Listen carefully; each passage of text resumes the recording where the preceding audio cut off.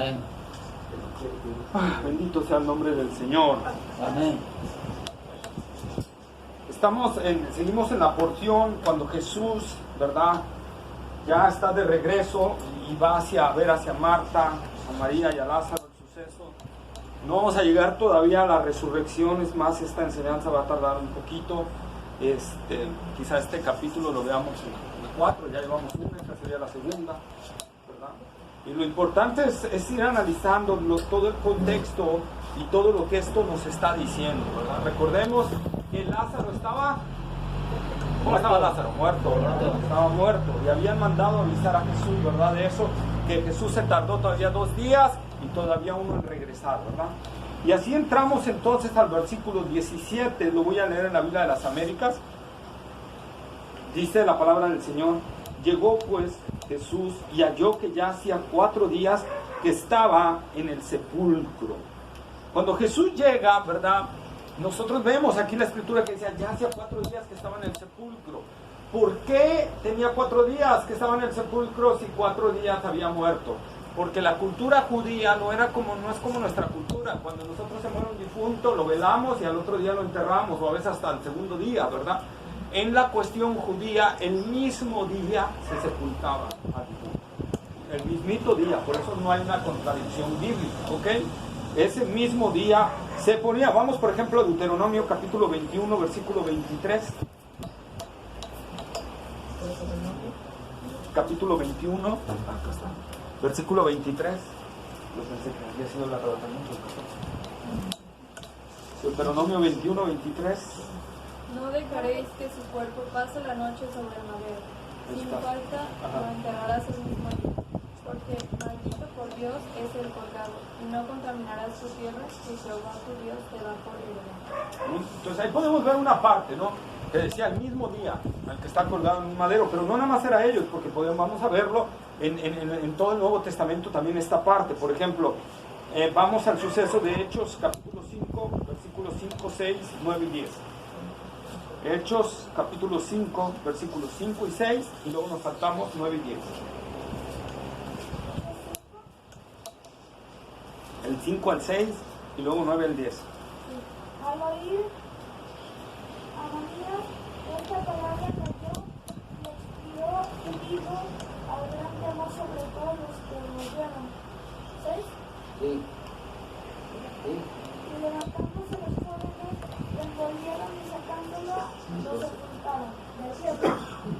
Y al instante ella cayó a los pies de él y expiró. Y cuando entraron los jóvenes, la hallaron muerta y la sacaron y la sepultaron junto a su marido. Amén. Ahí estaba, entonces vieron. En el mismo momento iban y lo sepultaban, ¿verdad? Iban y lo sepultaban. Incluso en la muerte de Jesús, recordemos, Jesús murió un viernes, el mismo viernes fue sepultado, ¿verdad? Entonces nosotros vemos que esa era la costumbre. Por eso cuando Jesús llega y dice, y halló que tenía 4 días que estaba en el sepulcro, ¿verdad? No hay una contradicción, sino es lo cierto. El mismo día metían a la persona al sepulcro. Ahora, aquí hay algo importante. Jesús en su divinidad ya sabía que Lázaro había muerto desde antes de ir, ¿verdad? ¿Se acuerdan en la clase anterior, ¿verdad? Que dijimos, cuando fue el mensajero, ¿verdad? El que tú amas está enfermo. Jesús ya sabía que estaba muerto. Pero aquí dice que cuando llegó, ¿qué dice? Lo halló que tenía 4 días en el sepulcro, como si Jesús no supiera, ¿verdad?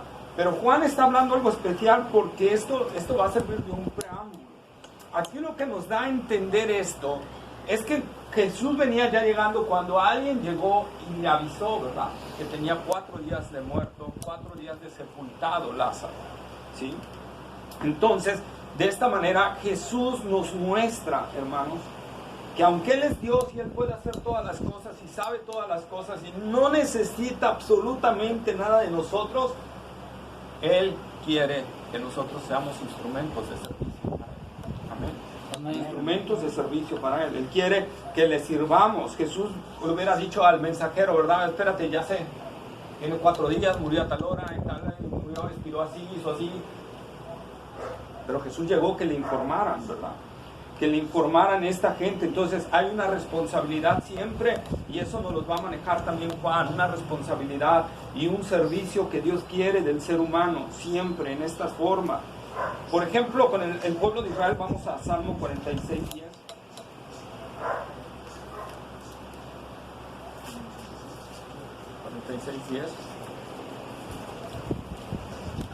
Estad quietos y conoced que yo soy Dios. Seré exaltado entre las naciones, enaltecido y seré en la tierra. Amén. ¿Por qué vemos esta cita? Porque había veces que Dios al pueblo de Israel les decía, esténse quietos, yo voy a hacer todo. Pero había veces que les decía, Seré exaltado. había veces que les decía, ¿qué? Exáltenme. No. Había veces que les decía, esténse quietos, yo voy a hacer las cosas. Y luego había veces que les decía, ¿qué? Se movieran. ¿Mande? Que se movieran. Que se movieran, exactamente. Que accionaran, que hicieran las cosas. Ahorita el que está diciendo estar quietos, ya, pues había ocasiones que decía movieran.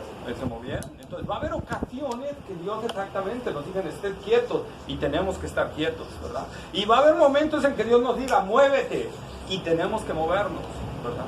Y tenemos que movernos, ¿sí? Entonces hay una responsabilidad y una acción de nosotros hacia el Señor. El Señor quiere eso. Por ejemplo, cuando el rey Senaquerib de Asiria, cuando Ezequías era rey de Israel, ¿verdad? Y fue, invadió las tierras. Israel tampoco no tuvo que hacer nada, aparentemente, para destruir al ejército, ¿verdad? Dios hizo que Senaquerib se regresara, ¿verdad? Sin que el ejército de Israel se meneara. Pero, aparentemente ahí decimos nosotros, otra vez Dios actuó sin hacer nada. No, pero si nosotros leemos el trasfondo, el hombre también tuvo que hacer algo. Si nosotros leyéramos toda la porción de Ezequías, Ezequías cuando vio que el rey enemigo venía en camino, ¿qué hizo? Dice que cavó todas las fuentes de las aguas para que no tuvieran agua donde iban a acampar ellos, ¿verdad? Ezequías no solo esperó en que el Señor lo defendiera, él también actuó en base a lo que él podía hacer, y lo que no podía hacer esperó en el Señor. No podía enfrentar a Senaquerib porque era más poderoso que ellos, pero sí podía hacer lo que él tenía que hacer, y eso es lo que nos habla, como que fue a avisarle a Jesús que ya tenía 4 días de muerto, ¿verdad?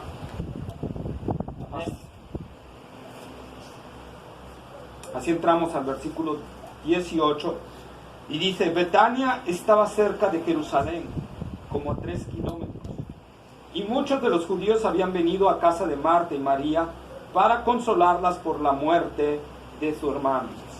¿Sí?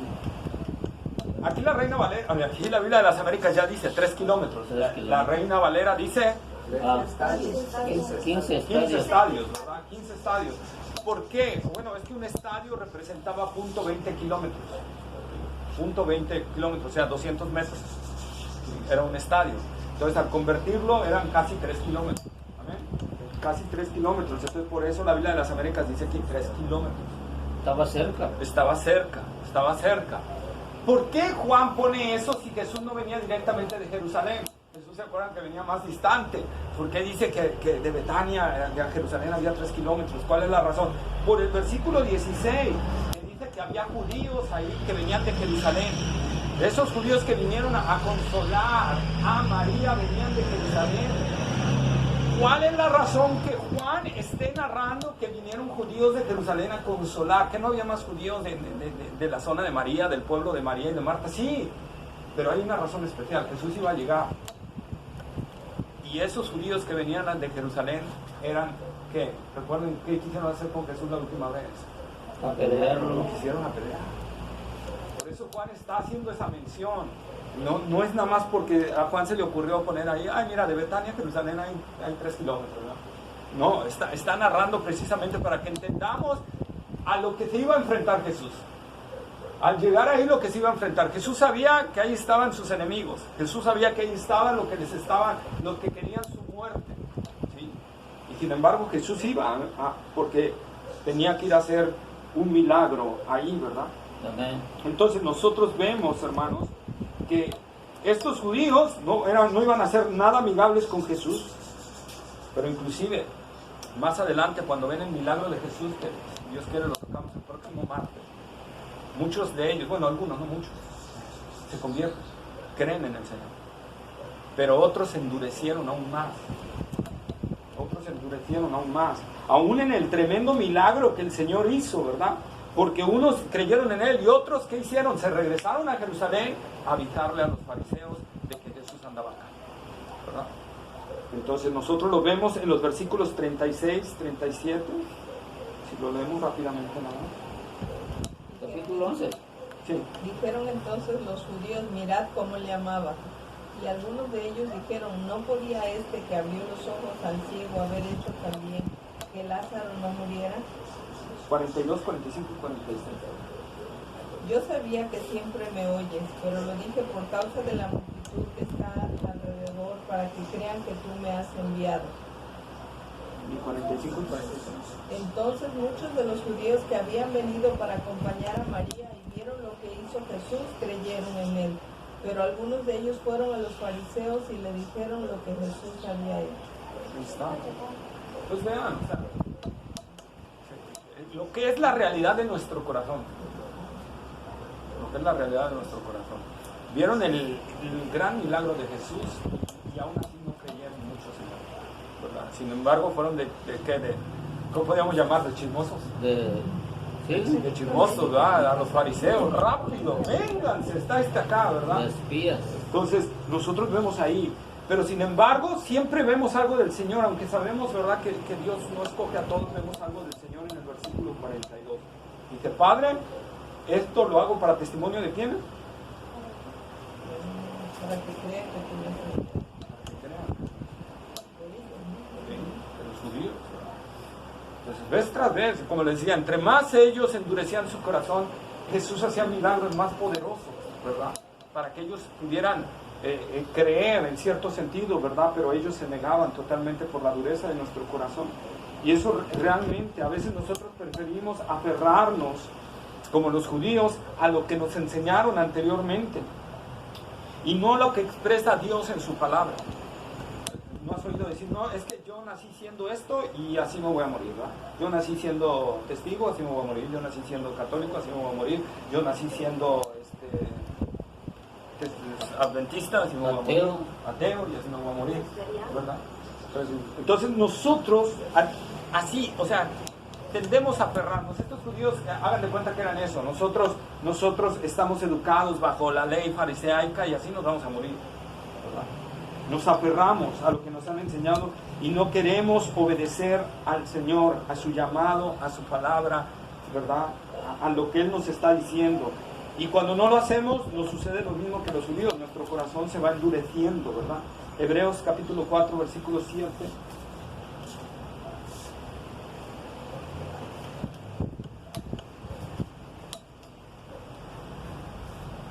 Otra vez determina un día hoy diciendo, después de tanto tiempo, por medio de David, como se dijo, si oyeres hoy su voz, no endurezcáis vuestro corazón. Si oímos hoy la voz del Señor, no endurezcamos nuestro corazón, obedezcamos al Señor. Amén. Obedezcámoslo, porque si nosotros endurecemos, nuestro corazón se va a ir endureciendo más y más y más y más y más. Y cuando menos nos demos cuenta, estamos haciendo las peores cosas. Las peores cosas. Ya los judíos llevaron a matar al Mesías. Segunda de Crónicas, capítulo 30, versículos 7 al 9.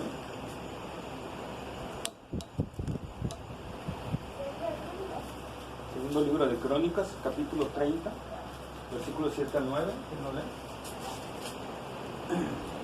No seáis como vuestros padres y vuestros hermanos que se rebelaron contra Jehová, el Dios de sus padres, y Él los entregó a desolación como vosotros veis.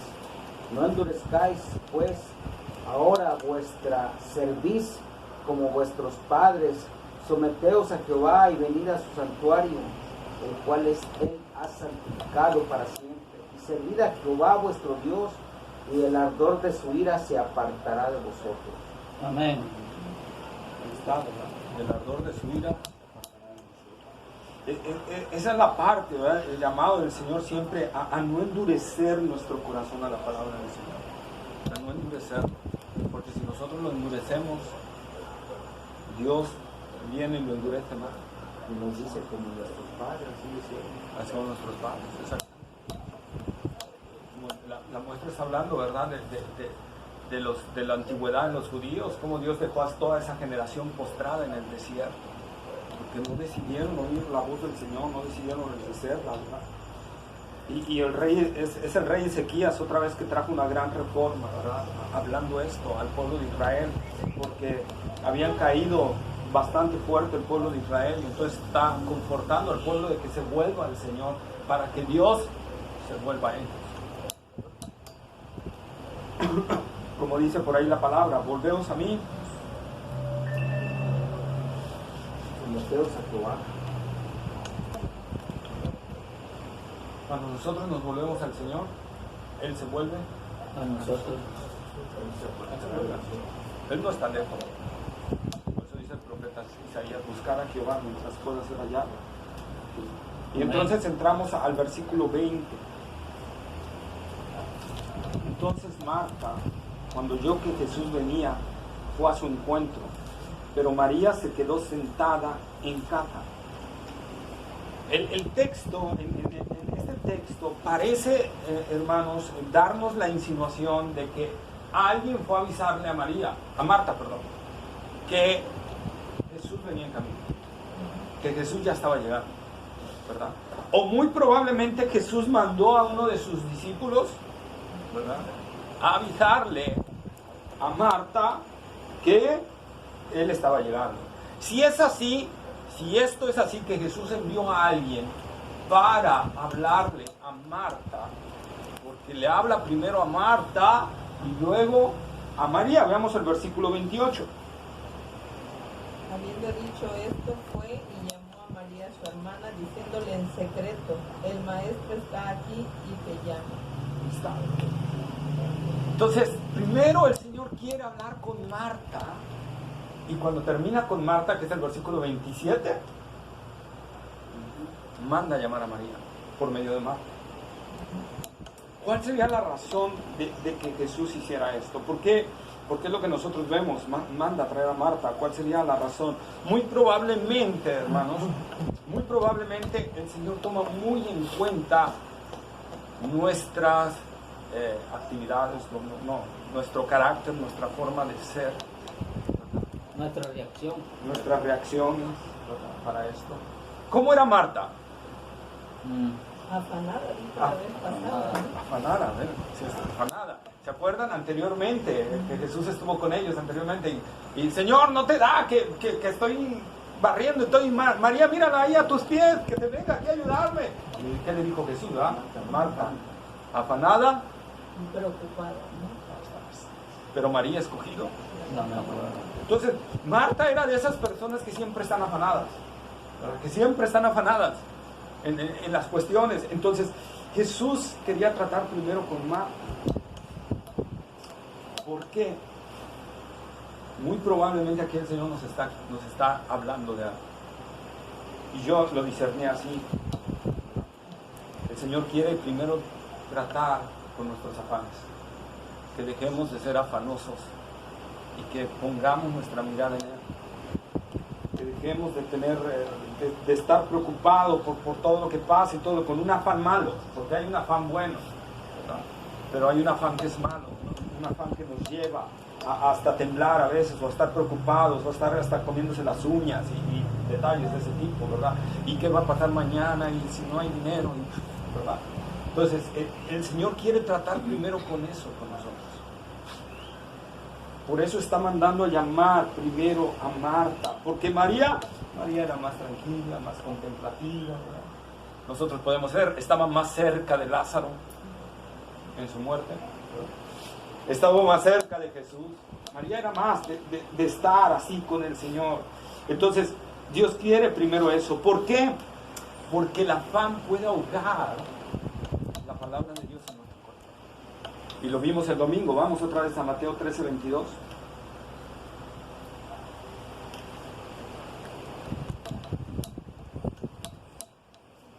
Mateo 13:22. El que fue sembrado entre espinos, este que conoce la palabra, pero de las riquezas, ahogan la palabra y se hace infructuosa. Ahí está, ¿verdad? El afán, sí. Llega un momento en que te afanas tanto, como les decía el domingo, te preocupas tanto por el trabajo, que se te olvida que tienes que congregarte, que se te olvida que tienes que estudiar la palabra, que tienes que dedicar tiempo a la oración, ¿verdad? Tengo un hermano en Cristo en Veracruz que es empresario, pero él dice, siempre él toma sus tiempos y se va al baño, dice, y se pone a orar ahí un rato, aunque él es el jefe, ¿no? Se va a ahorrar un rato y toma sus tiempos para no perder sus tiempos de comunión con el Señor.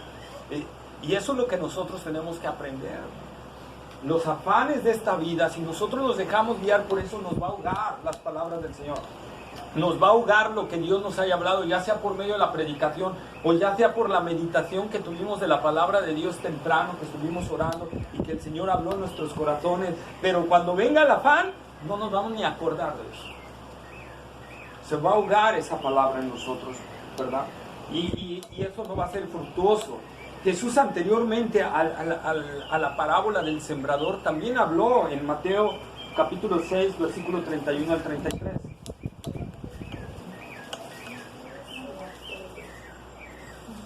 No os afanéis, pues, diciendo, ¿qué comeremos, o qué beberemos, o qué vestiremos? Porque los gentiles buscan todas estas cosas, pero vuestro Padre Celestial sabe de que tenéis necesidad de todas estas cosas. Mas buscad primeramente el reino de Dios y su justicia, y todas estas cosas os serán añadidas. Así que no os afanéis por el día de mañana, porque el día de mañana traerá su afán. Basta a cada día su propio mal.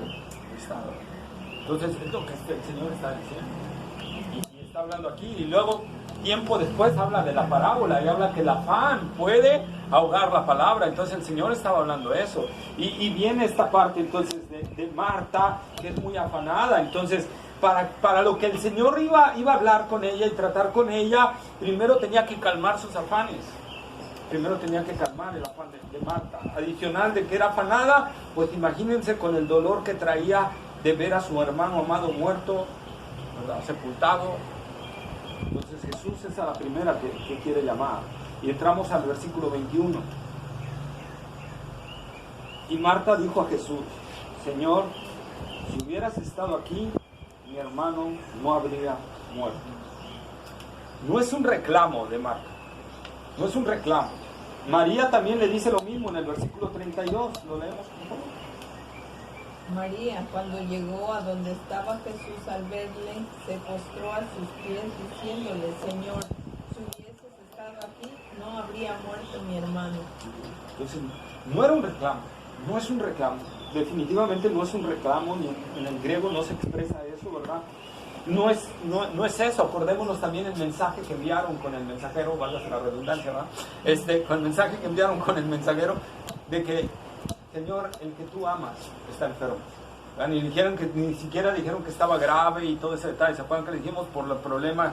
Porque lo andaban buscando los de Jerusalén, no le estaban exigiendo, le estaban hablando con mucho respeto. Así ahorita, lo que Marta está expresando es un anhelo, era un anhelo. A veces cuando nosotros anhelamos que algo hubiera sucedido, ¿verdad? Que algo hubiera sucedido. Y es lo que está expresando Marta. Ay, Señor, yo tengo la seguridad de que si tú hubieras llegado antes, si hubieras estado aquí, mi hermano no habría muerto. Es lo que está expresando ella, ¿verdad? Porque ella está en un profundo dolor. Y es lo que le está diciendo ahí a Jesús, ¿verdad? Expresando eso. Y al igual nosotros, ¿cuántas veces no expresamos lo mismo o lo pensamos? Ah, Señor, si hubieras llegado antes a mi vida. Ay, Señor, si yo te hubiera conocido cuando era joven, cuando los dinosaurios se pasaban. Si yo te hubiera conocido más antes, Señor, no estaría en los problemas que tengo ahorita, no estaría en las cuestiones que estoy ahora y todo. Y sin darnos cuenta, aunque no es un anhelo insano, porque el Señor no lo reprende, Marta, pero al final de cuentas es un no entender quién es Jesús. Es una falta todavía de conocimiento de quién es Jesús, que Jesús nunca va a llegar tarde a nuestra vida. que Jesús nunca va a llegar ni antes ni después. Va a llegar en el momento exacto. ¿Se acuerdan? En la clase pasada que vimos, ¿verdad? Que esta muerte era para glorificar a Dios y para Él, ¿verdad? Para la gloria de Él. Jesús siempre va a llegar en el momento que más gloria le traiga a Él y en el momento que más fe y gozo produzca en nuestros corazones. Amén. Amén. Porque les decía, Dios actúa en las dos formas. Una que le traiga bastante gloria a Él, pero a la vez es un Dios de amor que busca darnos lo mejor. Y en el momento mejor nos lo va a dar. En ese momento mejor. Por lo tanto, hermanos, no debiéramos, ¿verdad?, de expresar eso. Aunque repito, si lo hacen no es pecado, pero no debiéramos. Debiéramos estar conscientes de que el Señor llegó en el momento exacto de nuestras vidas, ¿verdad? Que Él llegó en el momento preciso, en el momento que Él designó. Acordémonos de Juan capítulo 4, versículo 4.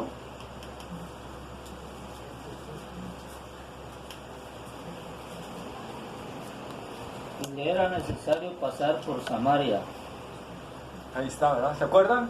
¿Quién era ahí? ¿Quién estaba ahí? Jesús, Jesús y la samaritana.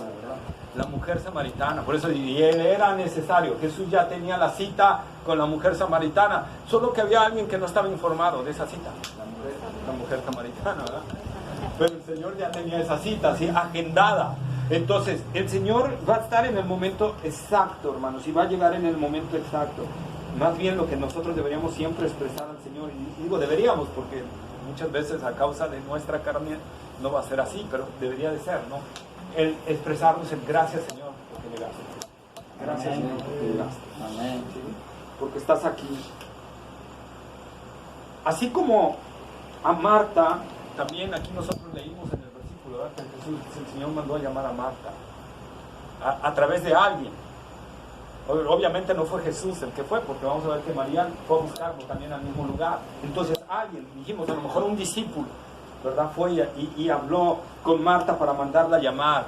Y así también, hermanos, el Señor manda mensajeros para mandarte a llamar a ti, Amén. ¿verdad? Y manda a lo mejor a uno de nosotros para mandar a llamar a alguien. Él nos usa. Otra vez, Dios quiere que nosotros seamos el instrumento, ¿verdad?, para llevar Él su llamado. ¿Sí? Recordemos que, como dice el apóstol Pablo, ¿cómo creerán Si no hay quien les predique. no hay quien les predique? Dios va a salvar a los que son de Él, pero debe de haber alguien que predique. Amén. ¿Verdad? Entonces, eso es lo que nosotros tenemos que ver. Y tenemos entonces que cuando el Señor nos habla a través ya sea de la predicación o de alguien, tenemos que responder a ese llamado, ¿verdad? Tenemos que responder a ese llamado. A lo mejor el Señor te está llamando hoy, está hablando algo a tu vida y tú tienes que responder a ese llamado. Mateo capítulo 11, versículo 28.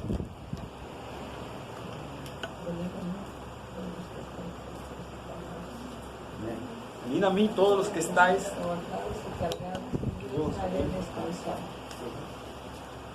vengan. El Señor está diciendo vengan.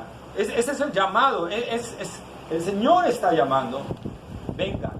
Y todos los venid casi en la Biblia de Cristo están en imperativo. Es un mandato, ¿verdad? Vengan. Está mandando. Acérquense a Él. Isaías capítulo 55 versículo 3.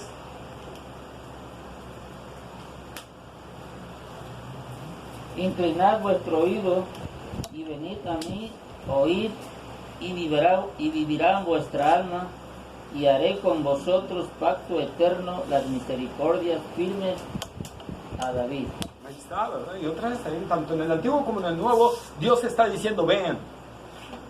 Ven. Tú tienes que responder al llamado del Señor. Tienes que responder al llamado del Señor. Y tienes que acercarte a Él. Ahora, muchas veces creemos que Dios no va a responder a nuestros problemas. Como aquí Marta, era un anhelo. Oh, Señor, si hubieras estado aquí. ¿Verdad? Porque a veces que creemos que eso nunca va a suceder. Tus esperanzas, a lo mejor como Marta, ya estaban sepultadas. Ya apestaban. ¿Verdad? ¿Crees que ya todo acabó? Recuerda que Dios nunca llega tarde. Siempre llega a tiempo. Y es en el tiempo de Él. Como dice el apóstol Pedro en 1 de Pedro 5:7.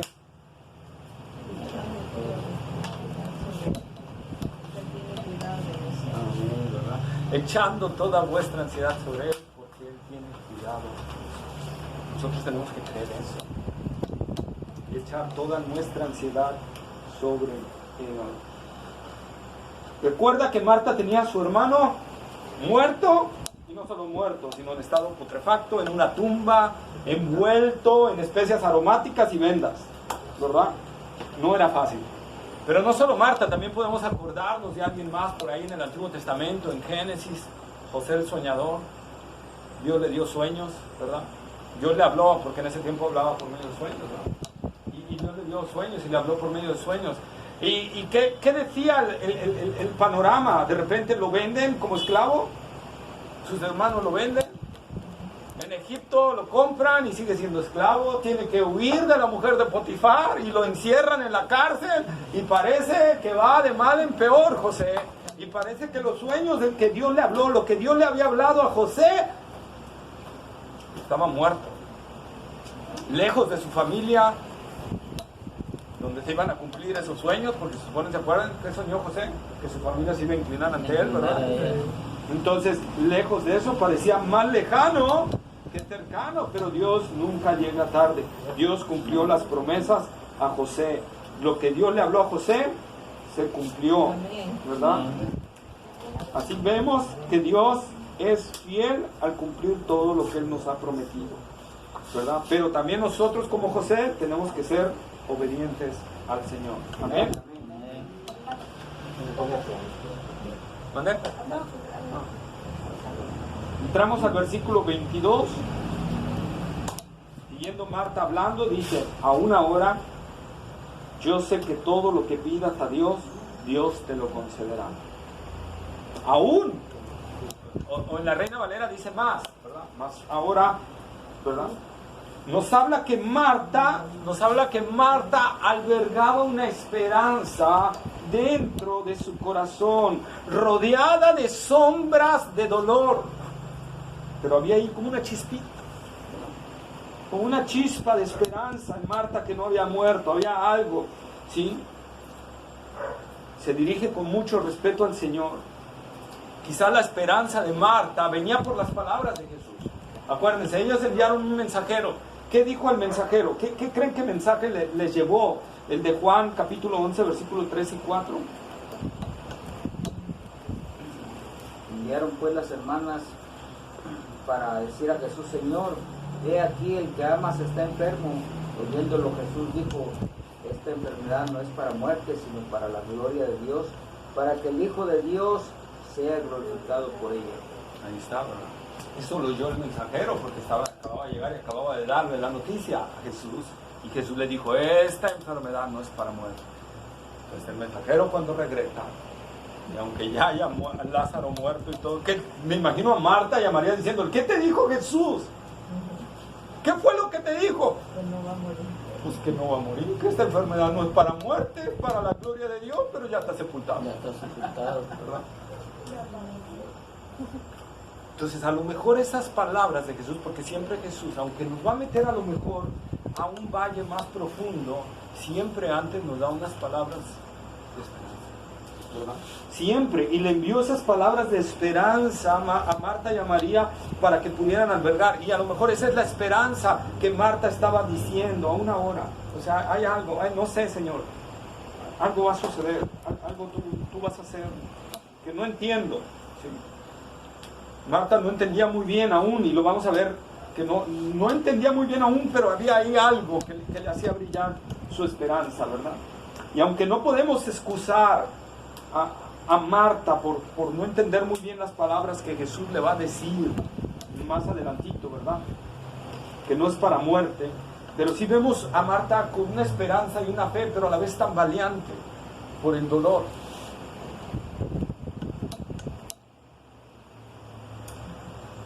Claro que no debe ser excusa para nosotros, ¿verdad? El dolor, pero muchas veces sucede en nuestra humanidad. Y digo, no debe ser excusa porque nosotros vemos a Abraham, ¿verdad? Cuando Dios le dijo: dame a tu hijo, a tu único. No dudó. Y no dudó. Vamos a Hebreos capítulo 11, versículo 11 y 12. Hebreos capítulo 11, versículos 11 y 12. Capítulo 11 y 11 y 12. ¿Quién lo lee? Por la fe también, Fuerte, hijo, fuerte. por la fe también vino Sara, siendo estéril, recibió fuerza para concebir y dio luz aún fuera del tiempo de la edad, porque creyó que era fiel en la obra de Ahí estaba. Ok. A ver, perdón. Sigue, 12. hermanito. por lo cual también de uno y ese ya casi muerto salieron como las estrellas del cielo en multitud y como la arena innumerable que está en la orilla. Entonces ahí vemos de alguien ya casi muerto, de una mujer estéril, bueno, anciana, iba a decir vieja, pero ya no me iba a enfermo. Entonces anciana, ¿verdad? Y él ya viejo, algo imposible, Dios cumplió su promesa. Ahora, ahí mismo, pero los versículos 17 al 19. Por la fe Abraham, cuando fue probado, ofreció a Isaac, y el que había recibido las promesas ofrecía a su unigénito. Y habiéndole dicho en Isaac que será llamada descendencia, pensando que Dios es poderoso para levantar aún de entre los muertos, de donde en sentido figurado también le volvió a recibir. Ahí está. Y dice que tenía esa fe, dice Abraham, que Dios le podía levantar de los muertos. Y Abraham iba con esa esperanza. Pero ¿de dónde sacó el autor de Hebreos que Abraham creía eso? Bueno, de los versículos de Génesis 22, capítulo 22, versículos 4, 5, 7 hasta el 8, donde cuando va con sus siervos y va su hijo, ¿verdad? Y de repente le dice a los siervos, ustedes hasta aquí, vamos a ir mi hijo y yo a ofrecer el sacrificio. ¿Y qué dice Abraham? Y regresaremos.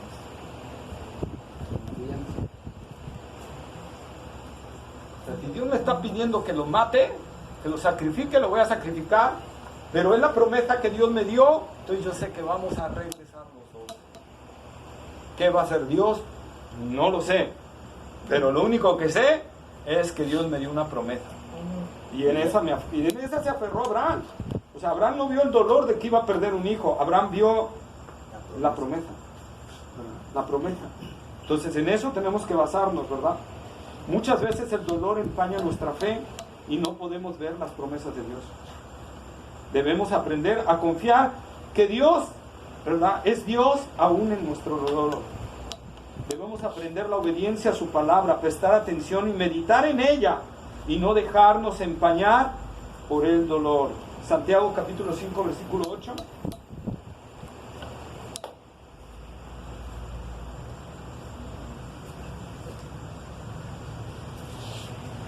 Tened también vosotros paciencia y afirmad vuestros corazones, porque la venida del Señor se acerca. Santiago 5 8. Sí. ¿Sí? Bueno, ahí me equivoqué entonces. Es el que está afligido, haga oración. ¿Eh? ¿Está adelante? Bueno, entonces, era ese. Nada más que ahí. Pero ahí estaba, en Santiago. ¿Verdad? Entonces, el que está afligido, haga oración. Si estamos en aflicción, Y 14, ¿está alguno enfermo entre vosotros? Llame a los ancianos de la iglesia y oren por él, ungiéndole con aceite. El 13, ¿está entre alguno de vosotros afligido? Haga oración. ¿Está alguno alegre? Cante alabanza. ahí está. Entonces, Santiago no está diciendo eso, pero muchas veces cuando nosotros estamos afligidos, tratamos de tomar decisiones en esa aflicción, tratamos de hacer cosas en esa aflicción, ¿verdad? Y lo que debemos de hacer es, uno, orar, y después, dos, ir a visitar la palabra y ver lo que Dios me está diciendo y actuar en base a esa palabra, confiando plenamente en nuestro Señor. Amén. Confiando plenamente en nuestro Señor. Y aquí le puse, Marta, ¿estás aquí? Bueno, pero no solo Marta, también Martos. ¿Martos están aquí? ¿Hay algún Marto o alguna Marta aquí? Lo digo por cada uno de nosotros, que así actuamos muchas veces, ¿verdad? Así es. Ahora, en las palabras que Marta se está diciendo aquí, ahora sé que todo lo que le pida, hay algo que nosotros podemos ver en Marta. No sé si por el dolor o porque Marta aún no había alcanzado a comprender más de Cristo. Pero la forma en la que Marta está diciendo esto, no está entendiendo, no está comprendiendo la filiación que hay de Jesús con el Padre. No está entendiendo la igualdad del Padre y el Hijo. ¿Por qué lo voy a decir esto? Porque en griego hay dos palabras para pedir. Dos palabras cuando alguien pide algo a otro. Está aiteo, que se trata de cuando un inferior le pide a un superior. ¿Amén? Cuando un inferior le pide a un superior. Y está erotao, en griego, erotao, que es cuando una persona igual le pide a otra igual. ¿Sí? Un general a un general, o un jefe a un jefe, ¿verdad? Marta no utilizó erotao, Marta utilizó aiteo. Más ahora sé que todo lo que le pidas al Padre. De un inferior a un superior. De un inferior a un superior, ¿verdad? Al contrario, Jesús cuando pedía algo al Padre utilizaba erotao. Igual. Pero Marta aquí no sé, le repito porque la Biblia no nos lo describe, no nos dice por qué, no sé si a causa del dolor, no sé si a causa de que aún no había entendido bien quién era Jesús realmente, pero tomemos el caso del segundo y entonces hacernos una pregunta. Nosotros como Marta sabemos realmente quién es Jesús. Y digo, sabemos en un sentido no solo de conocimiento acá arriba, sino de todo nuestro ser. Recordemos cuál es el objetivo de este evangelio, Juan 20:31.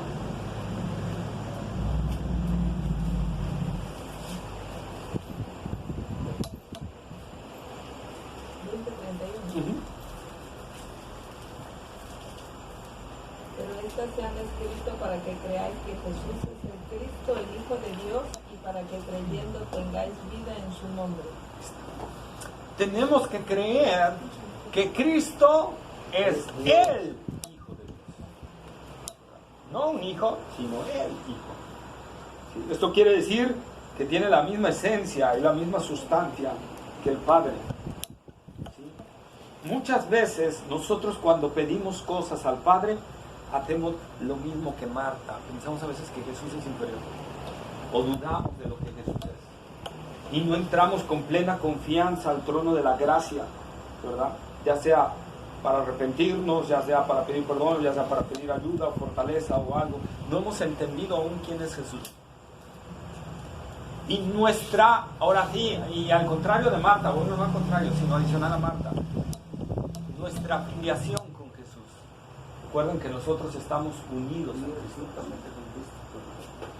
Entonces, recordemos quién nos está envolviendo, quién es nuestro Señor, quién es nuestro Salvador. No es un ángel, no es un arcángel, es Dios mismo. Amén. Entonces recordemos que cuando vamos ante el trono de la gracia por medio de Cristo Jesús, estamos llegando con el mejor intercesor, con el mejor abogado. Amén. Cristo Jesús. Entonces, aunque nosotros, hermanos, oremos mal, también a veces, hermanos, como cristianos, aquí Marta estaba ignorando realmente en su dolor o en lo que haya sido la filiación de Jesús con el Padre. A veces nosotros también, hermanos, ignoramos la obra del Espíritu Santo en el creyente. ¿Por qué? Cuando tú estás orando, hay una persona que te está ayudando a orar. Y ese es el Espíritu Santo. Con gemidos y que Él intercede por nosotros. Y que Él compone nuestras oraciones.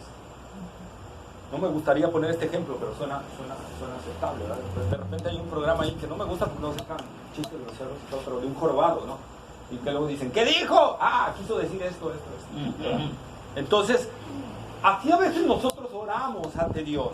Y Señor, y esto, y el Espíritu Santo, Padre, eso no, lo que realmente necesita es esto, ¿verdad?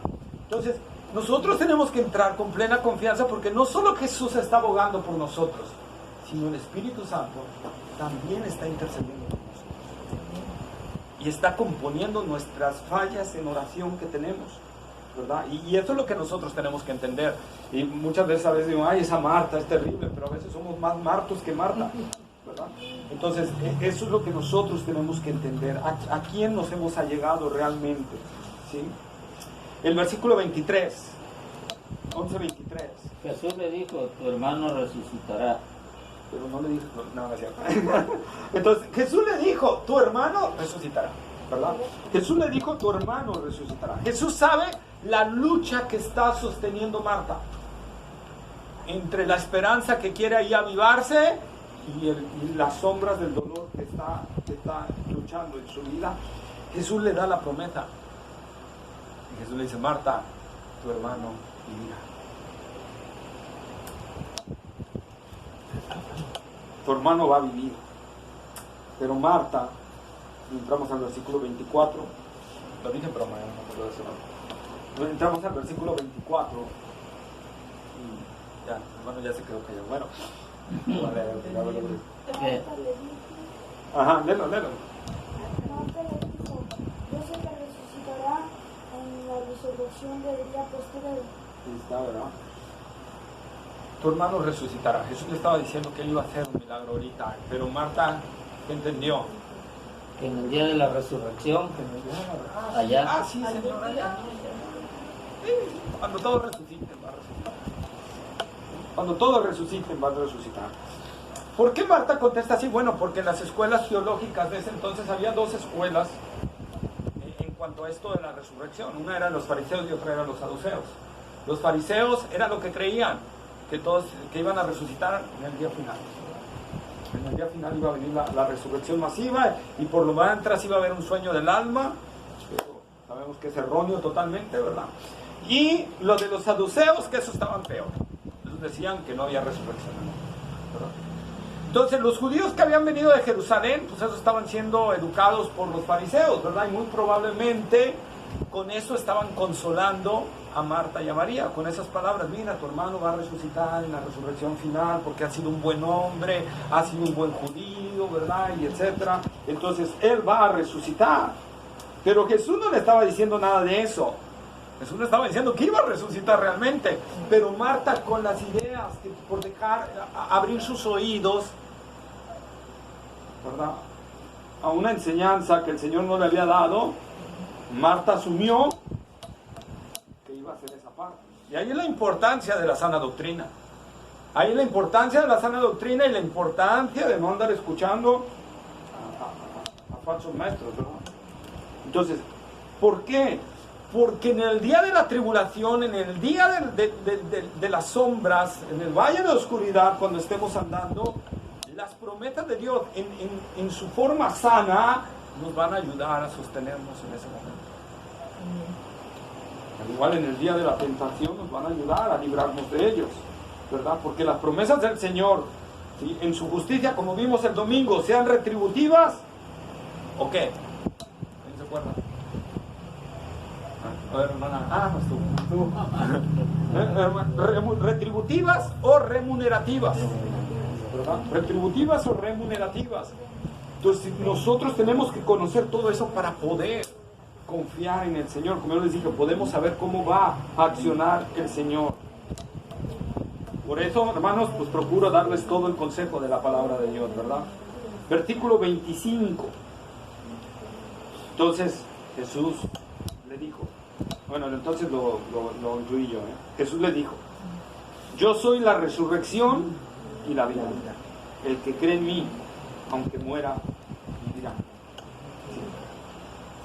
Juan registra 7 afirmaciones de yo soy, que en el griego es ego eimi, que la expresión es totalmente enfática y en lo que en estas 7 ocasiones, y nos habla de Éxodo 13:14, ¿verdad? ¿Qué dice Éxodo 3:14, perdón? Éxodo 3:14.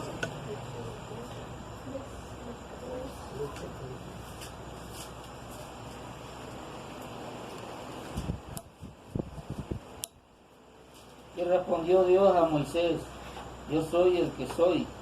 Y dijo, así dirás a los hijos de Israel, yo soy y me envió a vosotros. Ahí está, ¿verdad? Entonces, cuando la Biblia, la Septuaginta, que se tradujo del hebreo al griego, los judíos, porque esa la tradujeron los judíos, ¿verdad? Ego, eimi. Y es lo que Jesús está utilizando aquí, ego, eimi, yo soy, ¿verdad? Es enfática la expresión donde Jesús está atribuyendo otra vez ese nombre sagrado. Amén. Yo soy. Juan también, aparte de ser el evangelio de la fe, también es el evangelio de la vida. Encontramos 36 referencias solo en el evangelio de Juan a la vida. 36 referencias. Y ahora, con esta respuesta que Jesús le está dando a Marta, va a corregir su mala interpretación de quién es Jesús. Lo que ella dijo, cuando todo lo que pidieras, con esta contestación: hey Marta, yo no soy alguien inferior al Padre, yo soy, ¿verdad? Yo soy. Y ahí le está respondiendo a Marta. Ahora, fijémonos que no dice yo soy el que resucita, yo soy el que da vida, sino que Él mismo es la resurrección, que Él mismo es la vida. O sea, su persona, Él es resurrección, Él es vida. En otras palabras, hermanos, si Jesús dejara de existir, que eso nunca sucederá, claro, es una hipótesis nula, pero bueno, si Jesús dejara de existir, deja de existir todo. Por ahí alguien decía, es un absurdo, pero suena bien. Si el diablo hubiera podido destruir a Jesús, qué tonto el diablo, porque también se iba a destruir. Porque nada podría existir si Cristo no existe, porque Él es la vida. Recordemos lo que dice Hebreos 1:3, Él es el que sustenta todas las cosas con la palabra de su poder, ¿verdad? Que todas las cosas fueron creadas en Él, o sea, dentro de Él, y para Él y por Él. Entonces, amados hermanos, Jesús cuando está diciendo yo soy la resurrección, yo soy la vida, es lo que Él estaba diciendo mismo: yo soy Dios. Corrigiendo, repito, la mala intención o el desconocimiento o el destanteo de María. Y aquí es muy importante entender algo, porque nosotros vamos a verlo, y se los he comentado en unas predicaciones. ¿Por qué yo tengo vida eterna? Si eterno es algo que no tiene principio ni fin. Cuando yo creí hubo un inicio. No podría ser eterno, tendría que ser perpetuo, vida perpetua. Dios me ha dado vida perpetua. ¿Perpetuo qué es? Algo que comienza y no se acaba. Pero eterno es algo que no tiene principio ni fin. ¿Por qué poseo vida eterna? Porque cuando creo en Cristo Jesús, Él me dice que me da vida eterna. No que me va a dar, que me da vida eterna. Porque cuando creemos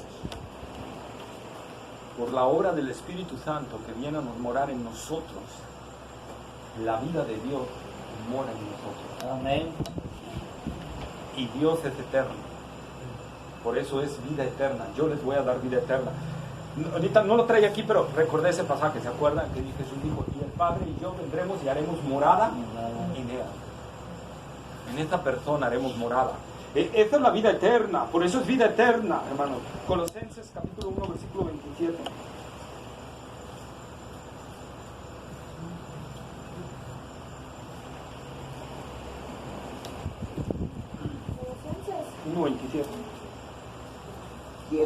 A quienes Dios quiso dar a conocer las riquezas de la gloria de este misterio entre los gentiles, que es Cristo en vosotros, la esperanza de gloria. Está, ¿verdad? Cristo dentro. Cristo dentro de ti, la esperanza de gloria. Es lo que nosotros debemos hacer. Si has creído en Cristo Jesús realmente, Dios está morando en ti. Amén. Tienes vida, por eso tienes vida eterna. Porque es la vida de Dios dentro de ti. Por eso Pedro dice que hemos sido hechos participantes de la divinidad, porque Dios ha venido a morar en nosotros. Y eso es la maravilla, ¿no? Eso es lo maravilloso de esta salvación tan grande, pero nos olvidamos muchas veces de eso. Cuando viene el dolor, cuando viene el sufrimiento, cuando viene la enfermedad, nos olvidamos que Dios está en nosotros.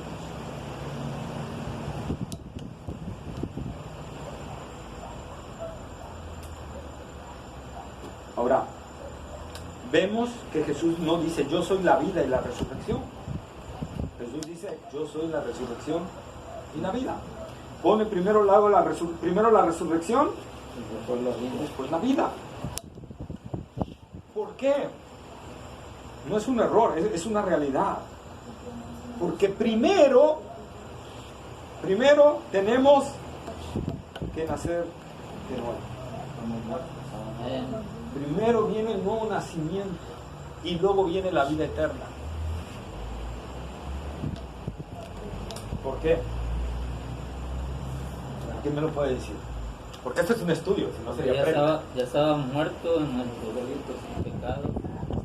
Sí, pero ¿por qué? ¿Por qué primero nazco de nuevo y luego viene la vida eterna? Porque el hombre viejo no puede estar en... Porque si primero vivía eternamente, no podía resucitar. No. A ver, ¿quién más? Te regalo un Milky Way. ¿Usted que estudia tanto? ¿Por qué tenemos que nacer de nuevo? ¿Por qué primero es el nuevo nacimiento y luego la vida eterna? Por arrepentimiento. Para que more el Espíritu Santo. ¿Cuál es de las doctrinas de la salvación? Primero es el nuevo nacimiento. ¿Amén? Nacemos de nuevo. El nuevo nacimiento, después que viene. Crecimiento. Crecimiento espiritual. Después de en los pasos de la salvación que vimos. ¿La redención? No. Justificación. No.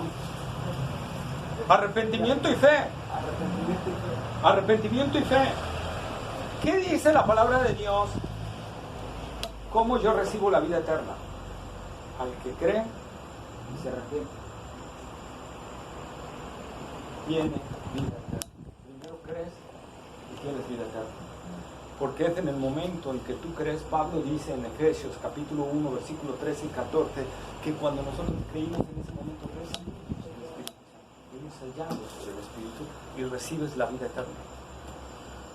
Por eso, en Efesios capítulo 2, versículos 1 al 5, Dios dice que nos dio vida cuando estábamos muertos en nuestros delitos y pecados, siguiendo la corriente de este mundo conforme al príncipe de la potestad del aire, el espíritu que ahora opera en los hijos de desobediencia.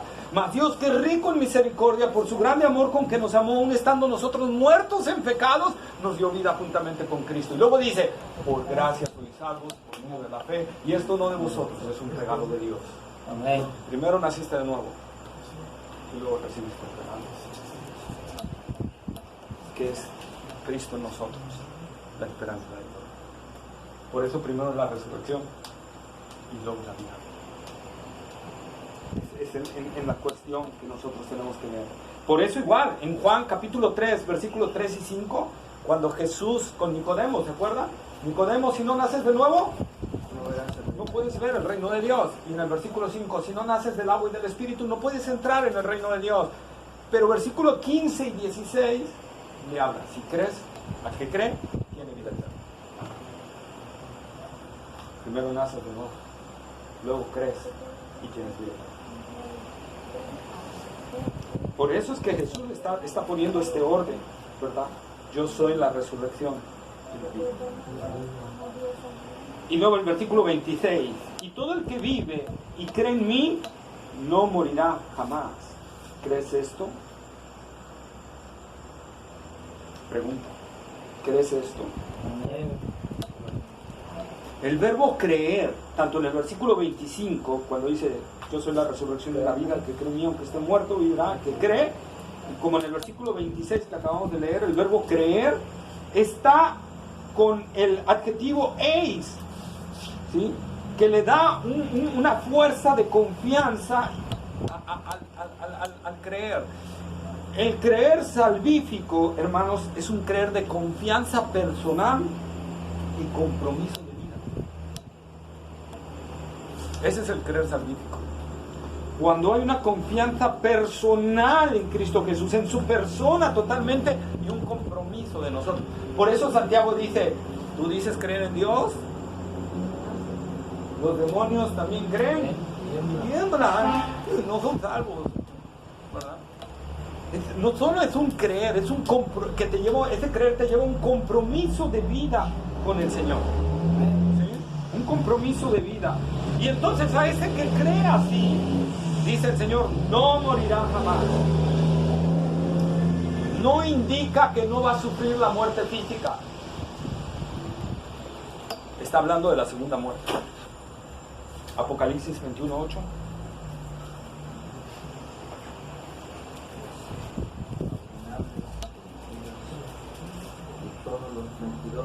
Pero los cobardes e incrédulos, los abominables y homicidas, los fornicarios y hechiceros, los idólatras y todos los mentirosos tendrán su parte en el lago que arde con fuego y azufre, que es la muerte segunda. Ahí está. De eso es que está hablando, porque no está hablando de la muerte física, porque los hijos de Dios experimentamos la muerte física, a menos que nos toque el arrebatamiento. Y yo creo que sí, yo me voy a ir en el arrebatamiento. Amén, amén. ¿Y tú? Pero si no, pues nos toparemos con la muerte física, ¿verdad? Pero él está hablando de la segunda muerte, de la muerte perpetua, ¿verdad? Y así hablamos no de condenación eterna, hablamos de condenación perpetua, ¿sí? Entonces, ahí, ¿verdad? De eso es lo que el Señor nos está librando. Él dice, el que cree en mí, aunque esté muerto, vivirá. El que creyó en el Señor y aunque experimentó la muerte física, nosotros tenemos la esperanza de que nuestro cuerpo va a resucitar de los muertos, ¿verdad? Tenemos esa esperanza viva en nosotros. Y todo aquel que vive y cree en mí no morirá jamás. Todo aquel que cree en el Señor Jesucristo nunca experimentará la segunda muerte, ¿sí? Nunca. Pero esa oportunidad solo la tenemos mientras estamos vivos. Hebreos 9:27. Porque está establecido en los hombres de muere una sola vez y después de este juicio. Y entonces Jesús le dice a Marta, ¿crees esto? ¿Crees que yo soy todo esto? Y nos está hablando a nosotros, a los martos también, a las martas. ¿Creemos realmente eso? Que Él es la resurrección y que Él es la vida. Amén. Versículo 27, con el que acabamos. Le dijo, sí Señor, yo he creído que tú eres el Cristo, el Hijo de Dios que has venido al mundo. Amén. Está bien. He creído, está en tiempo perfecto. O sea, significa, hermanos, que una profunda convicción de lo que está diciendo. Una profunda convicción. Y aquí hay algo que nosotros también debemos de creer. 4 cosas de Cristo que está aquí plasmando María. Que Jesús es el Señor. Que Jesús es el Cristo. Que Jesús es el Hijo de Dios. Y que es el enviado. ¿Verdad? El enviado del Padre para salvarnos. ¿Sí? Tenemos que creer todo eso de Cristo. No nada más debo de creer que Jesús es Salvador. Si yo creo que es Salvador pero que no es Señor, no soy salvo. Si yo creo que es Señor pero que no es Dios, no soy salvo. Yo tengo que creer todo esto de Cristo. Por eso Jesús le está diciendo a Marta, ¿crees esto, Marta? Aunque, vamos a verlo más adelante, aunque con toda esta expresión enfática de Marta, sí Señor, yo he creído que tú eres el Cristo, el Hijo del Dios viviente. Quiten la piedra, Señor, ya hiere. ¿Verdad? Dios conoce nuestra... ¿Eres o no eres? Dios conoce nuestra humanidad, ¿verdad? Dios conoce nuestra humanidad. Y a Él sea la gloria. Recordemos, hermanos, siempre poner nuestra mirada en Cristo y nunca en las cosas. Amén. Marta desviaba mucho sus miradas a las cosas externas. Y por eso reaccionaba mucho así. Nuestra mirada tiene que estar en Cristo, enfocados en Cristo y en lo que Él ha prometido para nuestra vida, ¿verdad? Y así que a este tema yo le puse el nombre, así como tengo una memoria tan privilegiada que ya no me acuerdo, así. El afán y dolor puede nublar nuestra esperanza. No lo permitamos. Nuestra esperanza. No lo permitamos.